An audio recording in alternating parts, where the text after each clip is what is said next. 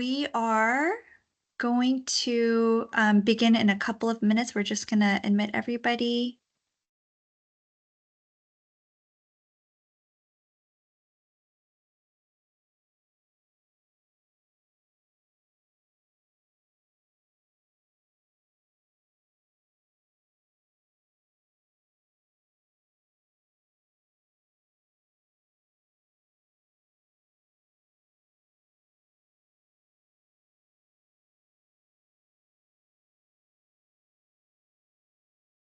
Okay, good evening, everybody. My name is Linda Kang, and I am one of the Futurology counselors.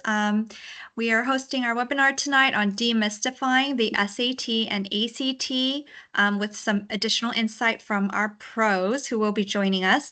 I will be introducing our panel in just a moment, but we're just going to give it a couple more seconds to admit everybody, and then we'll get started.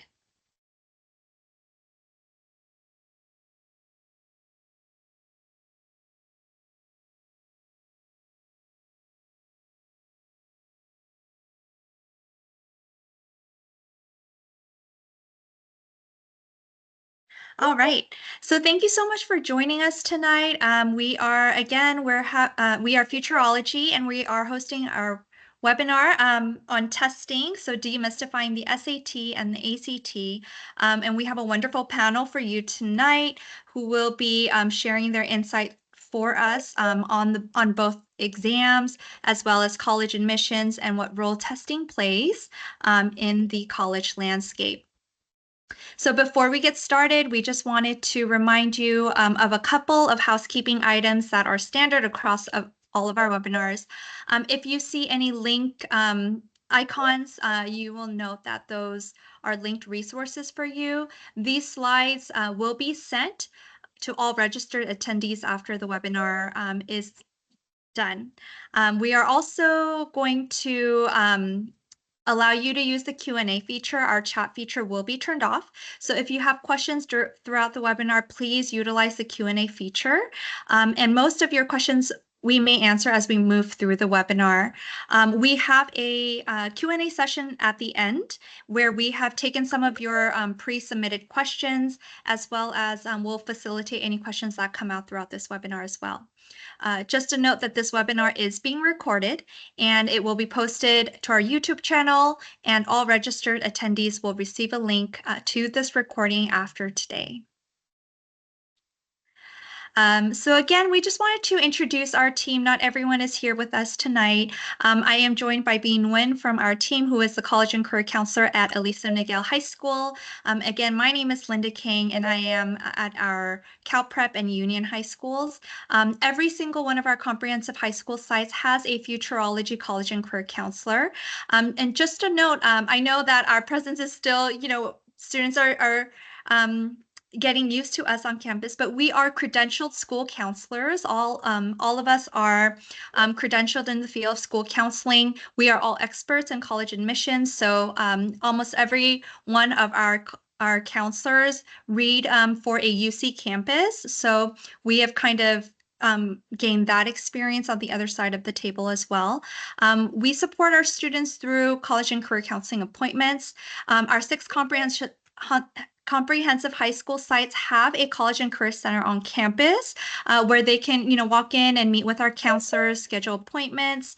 All of them put on amazing workshops for tutorials, and most of our sites have also just completed a Future Ready Day to complete the college applications for seniors.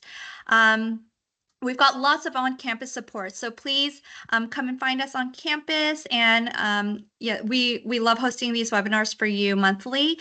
We do want to note that 3 of our counselors do speak Spanish, so there is bilingual support as well. These are going to be our panel experts for today, and you'll see them on screen when I bring them on for each of their sections. But today we are joined by CC Prep, Revolution Prep, and then our regional admissions with the University of Tennessee in Knoxville. So each of our panelists are going to be taking a section of the presentation today. You probably want to hear directly from the experts themselves. So they will be going through the different exams, and then Destiny Martinez, who is at the University of Tennessee, Knoxville, will be reviewing how testing plays a role in their admissions process. So our agenda for today is we're going to be going over some testing basics. So for those of you that may never have heard of the SAT or ACT, or you're very unfamiliar with what this exam is or it entails, I'll go through some basic knowledge regarding the SAT and the ACT. Then we're going to break down each of the exams. And after that, we'll talk about the differences between the two exams. Then we're going to invite the University of Tennessee, Knoxville on, and she will kind of talk about college evaluations, what role testing plays in that process. And then we will conclude tonight with talking about some timeline and next steps for your students. All right, so just an introduction. So what is the SAT and ACT? These are college admissions exams, and they are standardized exams that are measuring aptitude in areas mostly in the verbal, math, analytical, and writing. And so this exam score is used to measure college readiness. So they are standardized exams. They are held across the United States and even internationally. And basically, they are used for college admissions readiness purposes. So what are the options that students have? Students can take the SAT or ACT. So it's either or. There are two exams that are put on by different companies. So the SAT is put on by College Board, and the ACT is put on by the ACT organization. Just a difference in the companies that are putting out the exams. When we say SAT or ACT, it's truly an or. So colleges do not have a preference between the two tests. So while your child has the option of taking both exams, it's probably a better strategy to focus on one of the exams, just so students are not spread thin. And it's really not a requirement to have both tests in that process. So again, students should choose one of the two options, and then that would be the test score that they can submit along with their college applications. So COVID kind of brought upon a different landscape for testing. And so I know we haven't had a webinar on testing for a while because the testing policies have been shifting in the college admissions world. So we have test required schools, which typically was the case before COVID, before the COVID era, where the ACT or the SAT was a requirement in the college admissions process. Since COVID, many of the colleges and universities have gone test optional. And so this exam is now an optional component for college admissions purposes for over 2,000 colleges and universities across the United States. Then California, we're pretty unique in that our two major public school systems are test-free or test-blind. So what are the differences between these policies? So test required, many of the selective universities, as well as schools in Georgia, Florida, and Tennessee, have brought the testing requirement back into the picture, which means that the SAT or the ACT is a requirement in their college application process. So this is a list of some examples of the schools that require an SAT or ACT score along with their applications. Again, this is not a conclusive list, and you will see that this list is a lot shorter than the test optional schools. There are over 2,000, like I said, that are test optional.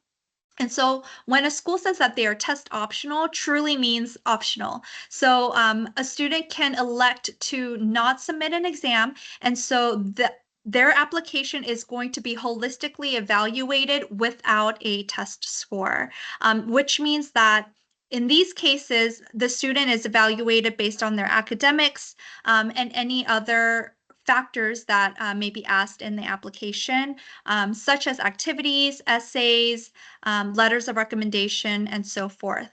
There is a website on here that we would like to share with you. It's called fairtest.org, and there is a complete list of schools that are test optional on FairTest. So you can go through that list and see if the college that you want to apply to is a test optional school or not. And then in California, we're really lucky because the UC and the Cal State University schools are all completely test-free or test-blind. This means that they do not consider the SAT or ACT score at all in their evaluation process. And so for our students who are planning to stay in California and mainly applying just to the public schools in California, you do not need to take an SAT or ACT exam. If you are planning on applying just to the UCs, Cal States, or community colleges, they are test blind, which means that this does not play any factor in the evaluation process. Okay, and with that, I'm going to bring on screen our RevPrep colleague, Joe, who will talk about the SAT in more detail. Take it away, Joe. Thank you, Linda. Very happy to be here with all of you tonight and to be able to talk about the SAT. So I'm with Revolution Prep. We're an online test prep and tutoring company. We tutor for every kind of standardized test. We don't care whether you take the SAT or ACT. We've got experts in both tests, in addition to about 120 different academic topics. But let's talk about the SAT first. So you're going to advance the slides here for me? Okay, great. So the SAT just went from a pencil and paper test as recently as last December to a digital adaptive test starting in March of this year. So now, and it's a hard cutover, there is no paper option for the SAT any longer. So the biggest changes are now students are taking the test on their laptop or their tablet, not pencil and paper. The test was able to be shortened by about 45 minutes, which I think a lot of students really appreciate. Now, each test is adaptive, so that means no two students will have exactly the same set of questions, which helps with cutting down on cheating in the test as well. There are no more long reading passages. The SAT, as recently as last December, in reading, you'd have like 6 or 7 paragraphs followed by 10 questions, and you'd repeat that 4 times.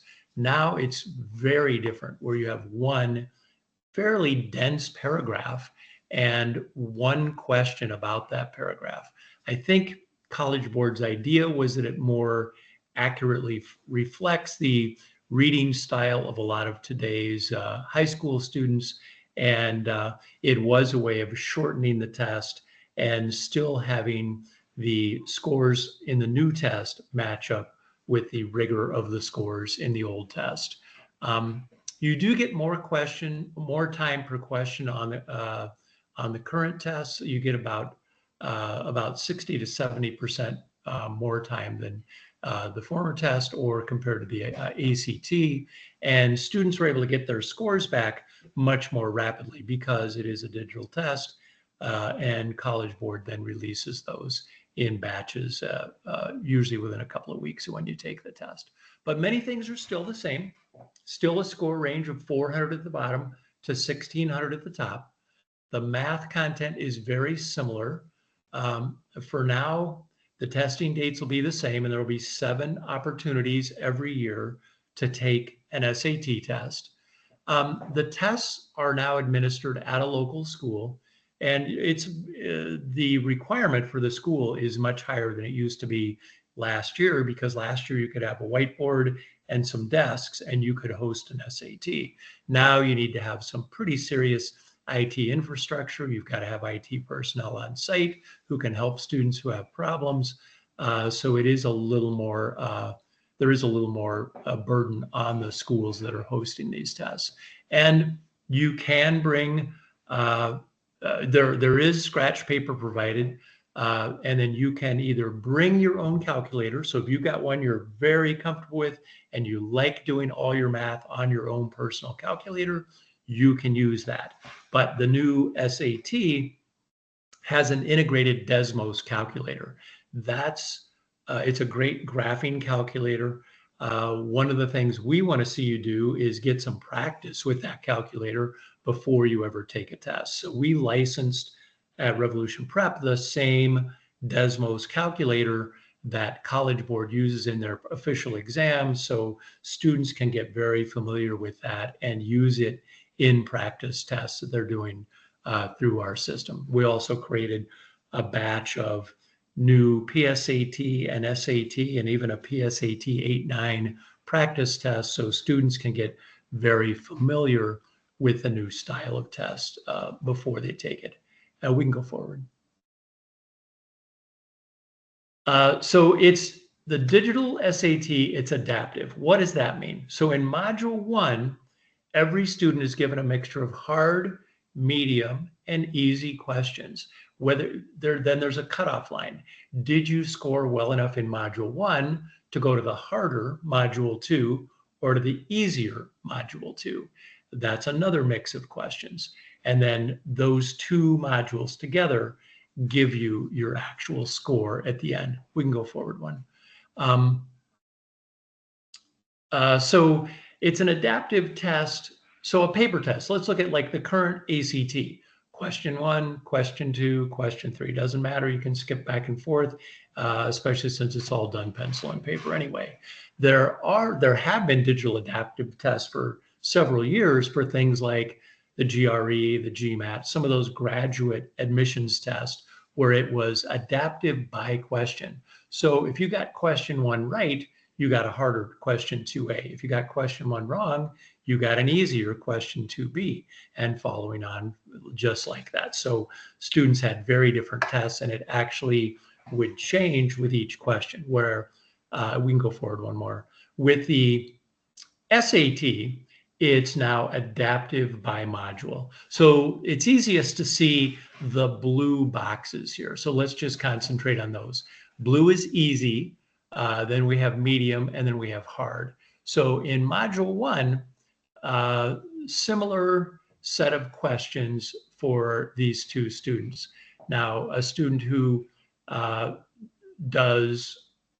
passes that cutoff line on the test will get a Module 2 that looks more like this. Just a couple of easy questions, many more hard questions, compared to this student who didn't do as well in Section 1, got more easy questions and less hard questions. Well, gee, wouldn't you want to go to the easy questions? Absolutely not. You don't want to, because once you go down here, the possible score for you is 200 to 600, where up here, your possible score is 450 to 800. So even if you got every question right at this point, your max score would be a 600, where here you could earn all 800 points in either math or language. So I hope that graphically kind of shows you how the mixture of questions in Section 2, Module 2, changes depending on your performance in Module 1. And we can go forward from there. And I believe Robert's going to pick up at this point, and we'll talk together when we talk about the differences in the tests. Perfect. Thank you very much, Joe. So to introduce myself, I've been a part of CUSD since I attended CUSD school starting in kindergarten. My wife and I both graduated from Elisa Niguel High School. I'm actually a parent of a high schooler now who attends Tesoro. My facility, CC Prep, is off of the 5 freeway between Crown Valley and Osos, between the Costco and the Best Buy, which is where I am right now. And with that, let's just get into the funness of the ACT. So the ACT exam has been static for quite some time compared to the recent change of the SAT, but that's actually changing next year. So the current ACT, if you are taking the exam this Saturday, this is the exam format that you will be taking, and it will be available for the rest of this school year. It is standard pencil and paper. You know, I know Joe was mentioning the SAT being a digital format now. The ACT is still pencil and paper. It is quite a long test. It is 195 minutes, which includes the 4 graded sections. And then some students may actually be staying longer than 195 minutes to do a 5th ungraded section. It's an experimental section some students will sit there and be asked to do, probably to try out questions for the new upcoming exam to see how students perform, but it's not part of your score.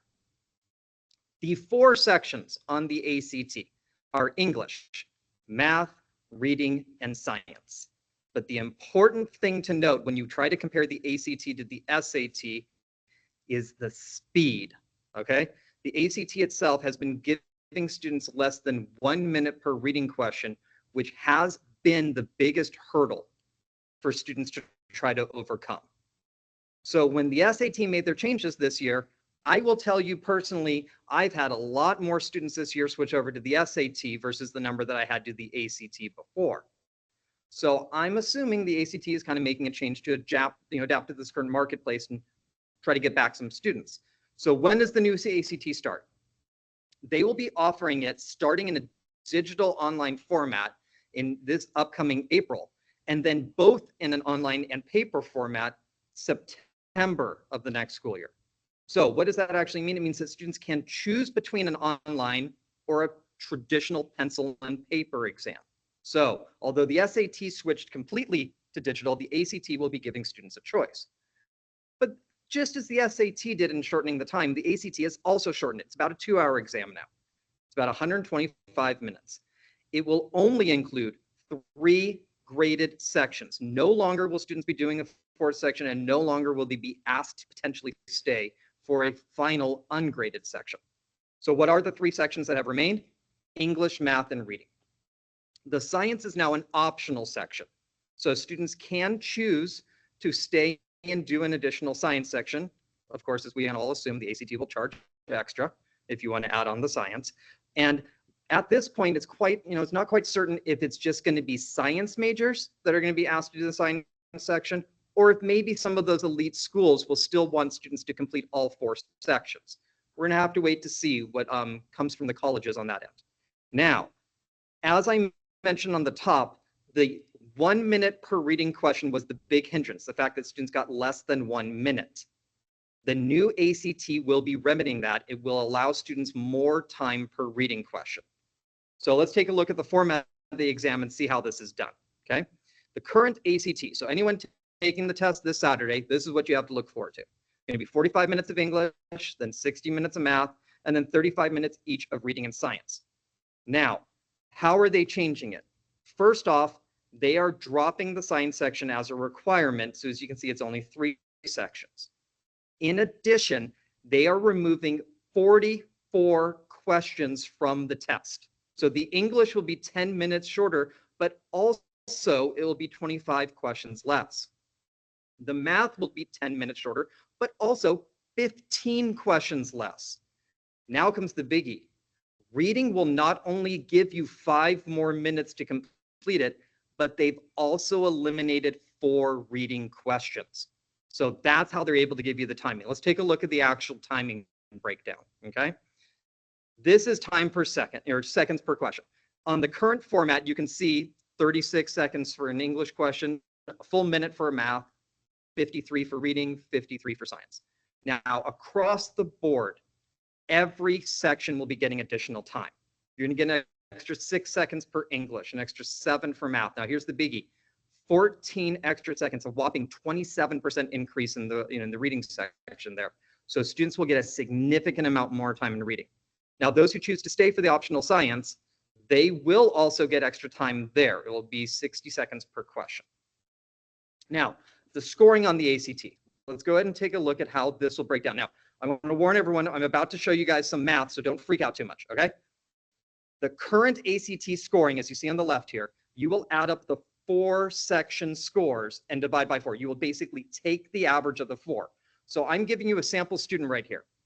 Let's say this student is really good, at English and reading. That's their strong points. Math, they're okay, but they just hate the science section. So when we average the 28 on the English, 26 on math, 29 on reading, and then kind of falling down with that 22 on science, this student will earn a 26.25. Now, I'm assuming many of you who are starting your application process, looking at the average test score for colleges, you'll notice you never see decimals. It's because the ACT will round.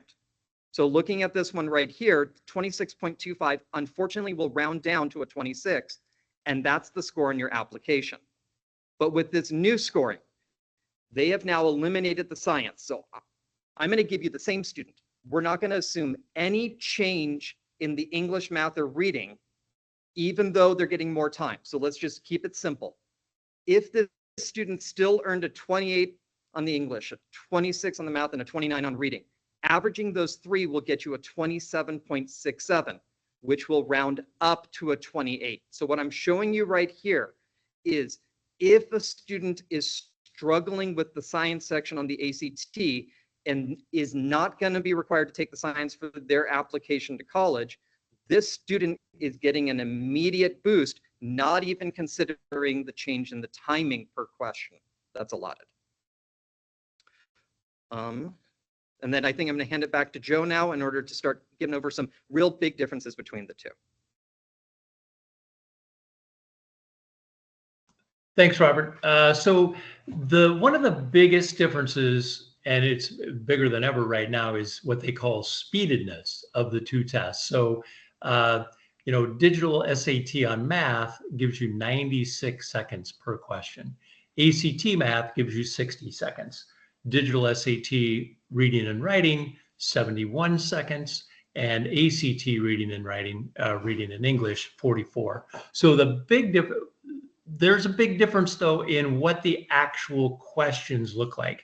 The questions on the SAT are a little more dense. We look at the one on the left, that question 22, that's an SAT question, which requires a student to do a couple of calculations from different parts of math to come up with the right answer.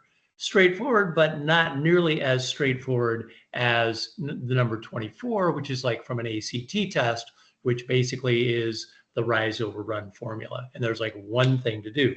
So you get more time, considerably more time on the SAT for each one of your questions, but the questions themselves are designed to be a little more challenging for each student.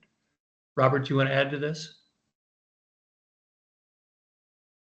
Only additional thing is the one on the SAT question you're seeing on the left, there is a multi-step complicated process involving negative b over 2a to solve for the x value and then plug it in to get the y value. But because, as Joe mentioned earlier, the SAT now comes built in with that Desmos calculator, you don't even have to do that. You can just throw this thing into Desmos and solve for that value. So basically, this is another one of those reasons I mentioned that a lot of students are moving towards that SAT from exactly what Joe had mentioned. That Desmos calculator is more powerful. And just to tag on to what Robert had said earlier, so we've had practice SAT tests available since April, I think, of last year. And I would say that since we've had those practice tests for students to work with, the families that I work with, which are mostly in Orange County, are about 80% of them, once they've taken both a practice SAT and the current ACT, are choosing to study for the SAT. Not everybody, but it is a very large majority of students who are moving that direction.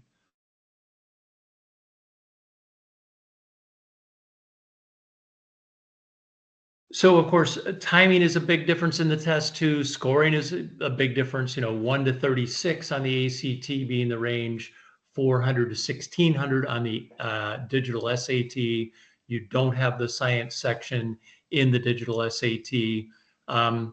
the passages on the digital SAT are now much shorter, around 100 words, where they were considerably longer on the ACT. Maybe reading passages might be as much as 800 words each, so considerably longer. The big difficulty with the ACT in the current format is the time crunch, and the digital SAT relies more on testing your critical thinking skills to get to the right answer. Math is weighted in the current tests at only 25%. And in the digital SAT, it's half of the whole test. So students who maybe feel like they're a little stronger in science than they are in math might want to prep for and take the current version of the ACT before anything changes. And then many of the students that I work with who have chosen ACT, that was one of the big reasons that they wanted to go that way.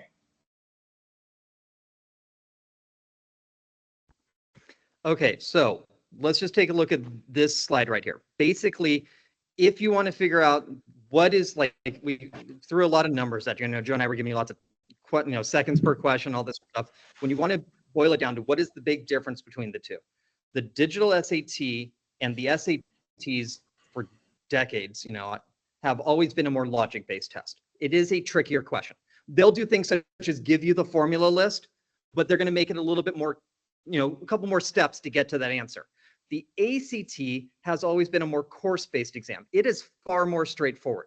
They're not trying to trip you up as much as the SAT does. They're going to say, hey, do you know how to find the area of the circle, but not give you the formula. They want to see if you've memorized it. And then, of course, as Joe was just saying, the timing is different. The SAT is more, slower paced. The current ACT is faster paced. Now, I'm going to stop right there just on those top two things. That has been, for all the years that I've been doing this, the two things I've given the difference. I'm basically told students, hey, if you're good at solving problems or if you need a little more time per question, go SAT. If you're a fast reader or you like things straightforward, go ACT. But this year changed everything when the digital SAT came out. Because as Joe mentioned at the very beginning when we talked about the digital SAT, it no longer will give you a long reading passage in which you have to read it and then answer 10 questions. Each question has its own paragraph attached to it or two paragraphs attached to it that you read. So with the students that I've been working with over this past year when it's changed over to the new exam, it does seem that many students with, I'm not judging here, but the shorter attention span, the more TikTok brain, they are much better at reading a short passage, answering it, and then immediately dismissing what they've done and moved on to a new topic. This generation I'm dealing with is incredibly talented at answering something and then dismissing it from their brain and going to new information very quickly.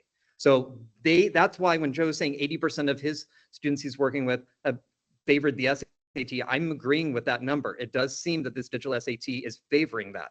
And then, of course, as we mentioned, the Desmos presence on the SAT has been powerful. Now, as we're looking at this slide, the ACT changing next year seems to be targeting some of the weaknesses that the ACT has right now in the battle between the two. They are giving you more time per question, and they have said they will shorten the reading passages. Obviously, we're all waiting to see how this looks when it comes out, but it seems that they are recognizing the changes the digital SAT has made and trying to get closer to that in order to help students in their process of getting the scores that they deserve in this whole ordeal.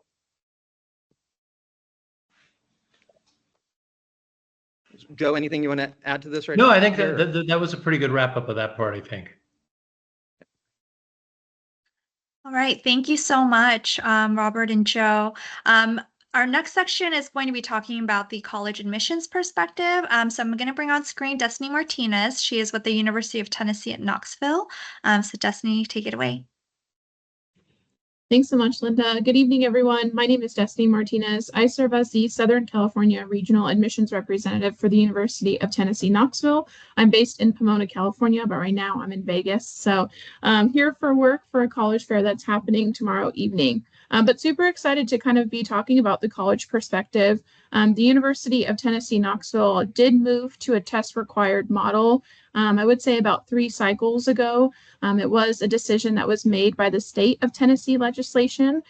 So all public schools within the state are test required. I kind of wanted to talk a little bit about Tennessee itself and kind of what we look at. But in terms of just the review process when it comes to admissions and just the application, most colleges and universities are going to include test scores as a factor, but that's not necessarily going to be the only thing that they're looking at. For example, the University of Tennessee reviews applications on a holistic basis. So we're taking a look at all of these bits and pieces. Obviously, test scores are included. And I would say sometimes it may depend on the type of major that students are applying for. So some competitive majors might be anything within engineering, anything within architecture and design. Nursing may also be a competitive program. It truly depends on the different colleges and universities, how they will weigh test scores, maybe GPA, maybe they recalculate the GPA. But really, when it comes to a lot of different colleges and universities, test scores will not be the only factor that we're looking at. And then next slide.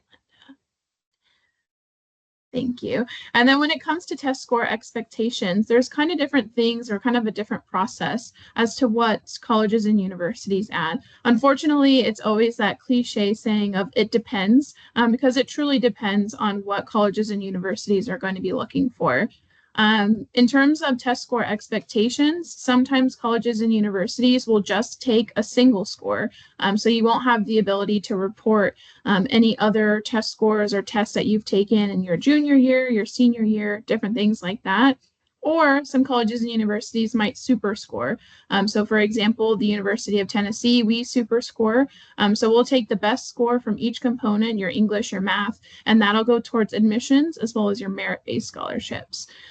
Sometimes with colleges and universities, when you're either test required, test optional, it may come with additional scholarships that students might be considered for. So kind of keep that in mind. Definitely a question to ask admissions representatives on if I do submit a score, what is it used for?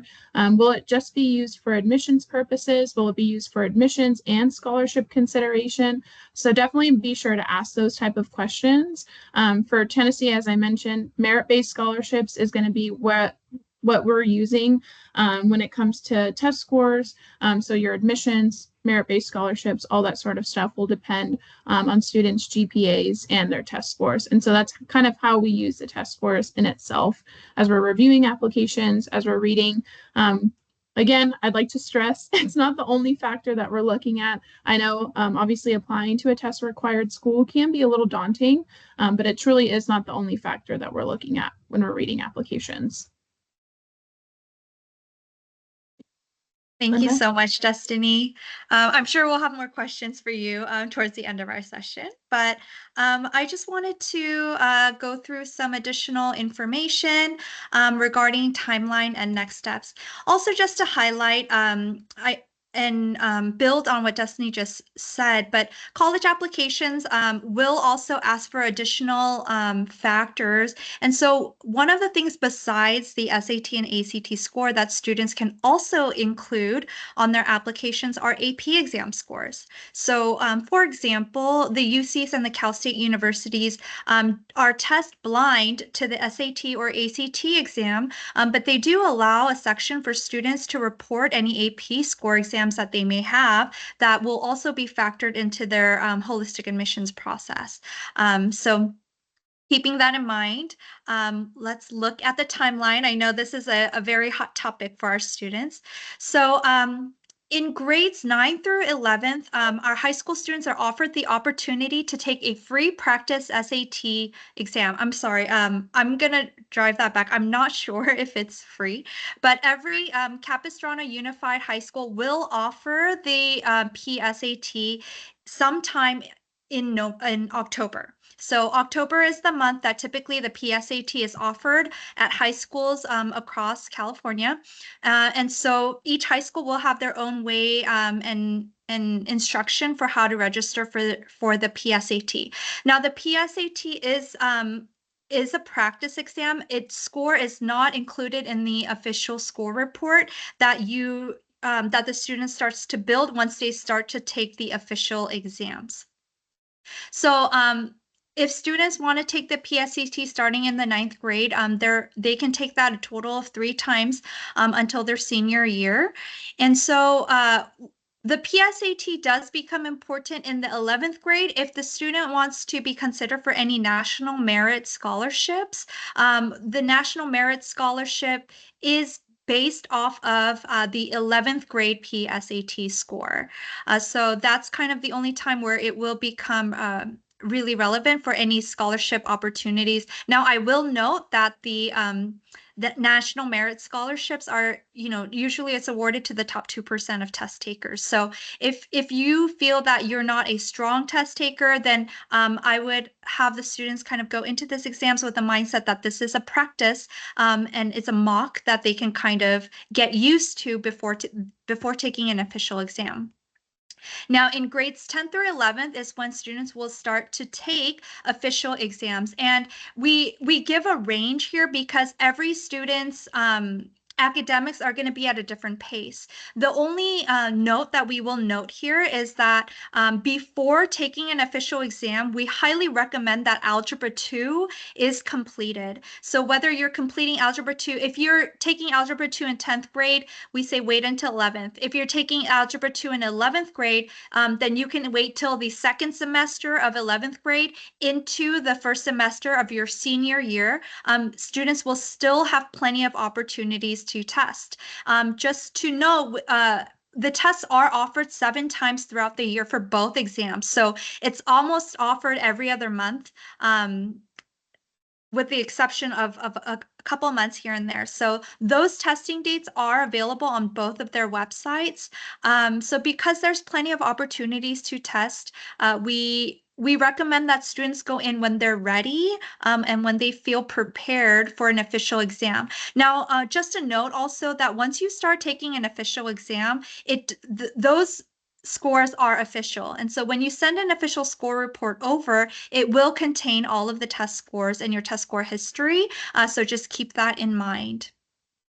Now in 12th grade, we want to make sure that students are testing by the deadlines that are required for their schools. So depending on the application deadline, we want to make sure that students are testing no later than December in order to include those scores onto the applications. Just to give you an idea, most regular decision deadlines for private schools or out-of-state schools will land sometime in January.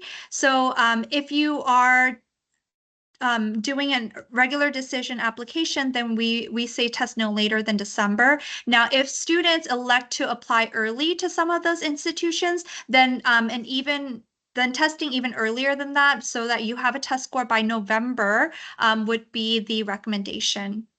So again, what happens after you test? So students will check the college's requirements, and then they will send official score reports through their College Board account or through their ACT account, in addition to self-reporting what the score is on their college application. For the test optional schools on the common application, they will allow you to elect whether you want to have your score considered or you are electing to not submit a score altogether. Again, that is the test optional policy that most of the colleges and universities are following at this point. Okay, so what are the resources that our students have? So we're very lucky to partner with both CC Prep and Revolution Prep, and they offer to our CUSD students free mock exams. And so these are 2 flyers that are available for you if you just want to take a screenshot of this or take a picture of this. We both are offering actually online practice tests, and then I believe CC Prep is also offering in-person exams for mock exams as well. So if you want to get some more practice in, and then also take both mock exams to determine which might be a better fit for you before kind of choosing to hone in on one and pursue that for the official exams, then these mock exams are really the way to go. So we highly recommend doing the mock exams and the PSATs to help you kind of decipher and decide which might be the best route for you. Okay, so that takes us into the Q&A section.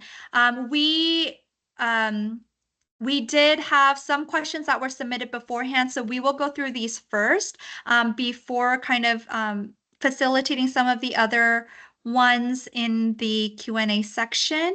But I'm going to bring on both Joe and Robert because these next ones are pertaining to the exams themselves. So one of the questions that came up on in our pre-webinar questionnaire was, what strategies do you recommend for preparing for the SAT or ACT for the very first time? And I know I just talked about the mock exams, but if there's anything else both of you can add, please go ahead. So obviously, as you said, practice is going to be the key. So you're going to want to do a practice test to kind of see how you do on the timing, and then see how you feel about the questions. But to be honest, the most important thing is after you do the practice is to kind of analyze the ones that you got right and wrong and kind of figure out what you need to do improving on the wrong ones. So here's what I mean by that. Obviously, we all know that Friday night may be high school football, but Saturday morning, all those players are back to watch film, right? To see who missed a block, who didn't run the right route, basically learn from any mistakes that were made. When you do practice on SAT or ACT, the key is immediately, as soon as you can, go back and look at the questions that you missed and see, did you not fully read a question?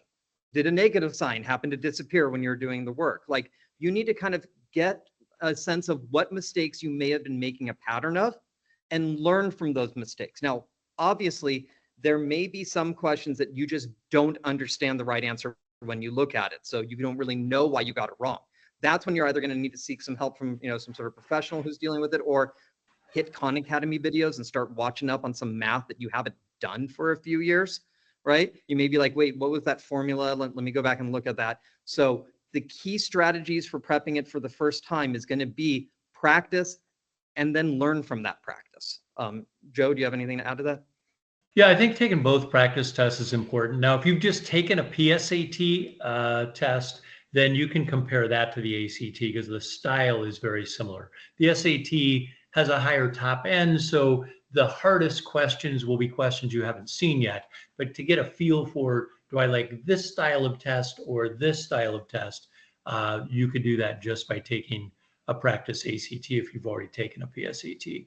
I would recommend that you do them in a fairly short time frame, not 6 months later. We've learned 6 more months of math and 6 more months of a language class that you've been in, so that we're kind of a better comparison of you as a student in your timeline. As we said, as Linda said earlier, we want to make sure that students are at least finishing Algebra 2 or at least into the second semester of Algebra 2. Well, if you took one test before you tried that and the other one towards the end of that class, that wouldn't be a very fair comparison. There was a follow-up question to the mock exams in the chat. Do the mock exams that you both utilize, do they include official exams or questions from the College Board practice exams, or? So the ones that I have students, if they're going to be doing it online with me, I would be directing them to the Blue Book app, which is the official practice test from the College Board. Anytime you're going to be doing practice on your own, that's where you're going to be hitting, is the actual app you'll be taking the SAT from. Do those ones in there. But obviously the ACT itself is on paper. So when students come in, I have some practice tests here of some practice tests that students can work. They're not questions I've made from myself. You can take from that what you understand what I'm saying, but they are ACT questions that you can look at realistically and see how you're doing on it. And our approach is a little different. When we're doing practice tests, we have actually created many different digital PSAT and digital SAT tests based on College Board material and working closely with College Board while devising this test. I think the big difference is that we're able to give you a lot more data back when for every wrong answer, we give you the data set, we give you the question, your answer, and the correct answer. So it's a great way to really review. And within our environment, you can switch off the correct answers and try all those questions again, and then switch the right answers on and see, now that I've had a little more time to think about it, do I really understand this? That can be a great learning piece.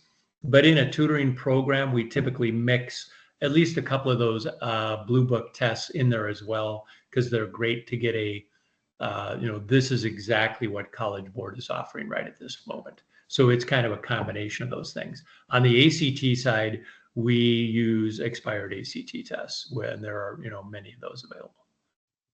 Now on the ACT, there was also another question in the chat. So now that the format is changing, if a student was planning to take the spring 2025 new version of the ACT, are there resources available to help prep for that new version? Not quite yet. Basically, for the online version, the ACT has not formally released practice tests for students to be working from quite yet. There's no indication that the format of the questions are changing, so you can still be preparing with the old ACT questions. But as far as they have said, the reading passages will be shorter. So that's going to be the only thing, is that when the practice comes out, we'll need to see that. And then, being honest, we will need to see how the online software works for the ACT for the reading. I will tell you from a tutoring perspective, since the SAT is an individual paragraph or two per question, there isn't the greatest need to be annotating in the passage because it's only one question based upon it. Since the ACT's reading is multiple questions per passage, there is a benefit to annotating, of circling, underlining, or drawing your attention to something. And the fact that the ACT is keeping a paper and pencil version, I think, is a strong indication that it may not be the best, may not have the best tools within the software to do the annotating for multiple questions per passage. And so the students may still be preferring the paper and pencil version of the ACT for that reading section alone, just to be able to do annotations in such a way that, I know Blue Book has an annotating feature. I have not found many students to be a fan of it. The highlighting they like, but the annotating not so much. So when it comes to the multiple questions per reading passage on the ACT, I'm personally waiting to see what they're going to show us that it looks like before I start telling my students that that's a viable option to be pursuing. I would reflect most of what Robert said. We're kind of in a wait and see mode for a lot of things with the ACT because it's just not nailed down yet.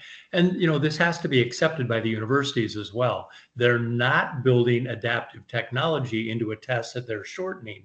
So making sure that it still actually is a fair comparison to the old ACT still has to be essentially approved by the colleges that will use it. Thank you. The next, I believe you guys already kind of covered, but what's the best way to determine which test best suits the student? If you could just do like a short summary. I know we covered this in the presentation already, but any last recommendations for choosing which way to go? You want to go ahead, Joe? Yeah, first of all, try both tests. You'll get most students have a pretty strong reaction one way or the other. If you feel like your science is stronger than your math and you're good at working quickly through material, ACT might be your test. Most other students, because of the way students read and assimilate material now, seem to match up to the new style of the SAT better. Yeah, I'm agreeing with that. How many times should a student test? The classic answer is no more than 3 times. It'd be great to do it once. Let's be honest. One and done is pretty much the goal, but most students do tend to take it twice. 3 times tends to be the more extreme limit that students reach. More than 3 times never recommended. And I would say most of the students that we work with who decide to take the test a second time, inch their score up a little bit. It's unusual that they make a gigantic improvement the second time, unless they've been in tutoring for a while and they're taking the work more seriously than they did the first time through. Most students see a small change positively in their score, and if they're very close to their target score, it's probably worth it for those students to take the test twice. I'm going to bring Destiny back on the screen for us as well. So Destiny, can you explain and expound on the super scoring aspect? And I know and talk about maybe the different ways that colleges may evaluate that score, whether it's single sitting versus a super score. And what does it look like on your end when you receive an official score report? I know there's score choice now available for a cost. So for score choice, in theory, students are electing which scores to send to you. So what does that look like versus seeing a whole testing history of the official score reports? Yeah, absolutely. So just kind of speaking on behalf of the University of Tennessee, since we do super score, if students are taking either test multiple times, we'll take the best score from each of those different components. So like the English, the writing, the math, well, writing we don't look at, but the English, the math, and other sub scores of the test.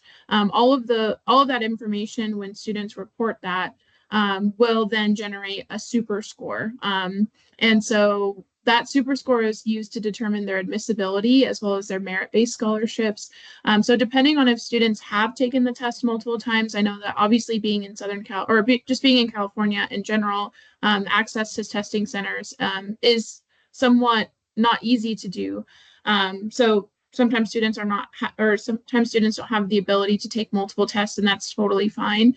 But when students do have that ability to take multiple tests, we have the option to super score. Some colleges, though, that are test required do not super score. For example, the other UT, so the University of Texas at Austin, is a test required school, but they only allow students to report a single score. For us, it's different. So it's super score. Both of us are test required, but we have different options, or we have different requirements as to what scores students can report. For us, in terms of reporting, it's mainly, at least in terms of the application review process, it will be self-reported scores that students will indicate either in their application itself or in their portal that they have access to. And then, later on down the road, should they be admitted to the university, should they decide to attend, is when we'll need a verified score report from either College Board or ACT. So in the time being, students can self-report. They can choose which scores to report. But I definitely recommend that, report as many scores as you'd like from the different tests. So that way you have the best outcome in terms of getting that super score at the end. Thank you. And I know we're getting some questions in the chat about what's a score that's good enough, or what's a score that they should be at to, that's considered good to stop retesting.